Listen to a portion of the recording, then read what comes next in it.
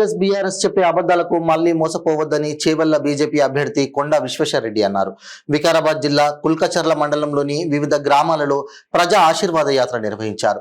ఈ సందర్భంగా ఆయన మాట్లాడుతూ దేశ సేవే లక్ష్యంగా పనిచేస్తున్న ప్రధాని నరేంద్ర మోడీ లాంటి నాయకుడు మళ్లీ ప్రధాని కావాలని అన్నారు.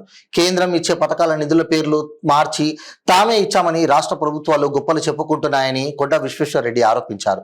పార్లమెంటు ఎన్నికల్లో కమలం పువ్వు గుర్తుకు ఓటు వేయాలని కోరారు. ఈ కార్యక్రమంలో రాష్ట్ర కిసాన్ మోర్చా ఉపాధ్యక్షులు మారుతి కిరణ్, బీజేపీ రాష్ట్ర కార్యవర్గ సభ్యులు ప్రహ్లాద్ రావు, బీజేపీ జిల్లా అధ్యక్షులు మాధవరెడ్డి తదితరులు పాల్గొన్నారు.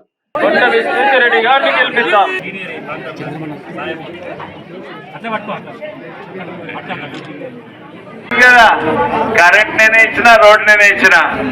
ఇప్పుడు తెలిసిందా మీ అందరికి? ఎవరిచ్చిండు? సొమ్ము ఉంది, షోకు ఉంది. ఎవరిచ్చిందా మా ఉచిత బియ్యము?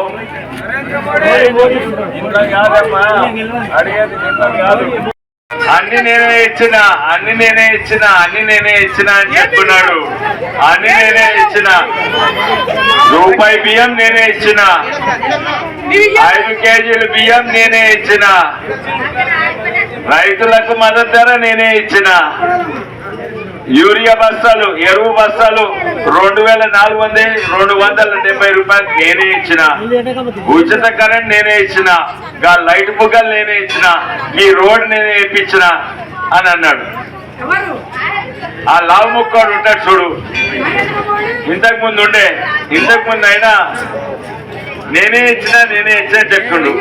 అదే కాక దుష్ప్రచారం, మోడీ ఏం చేస్తలేడు, మోడీ ఏమి ఇస్తలేడు అంతా.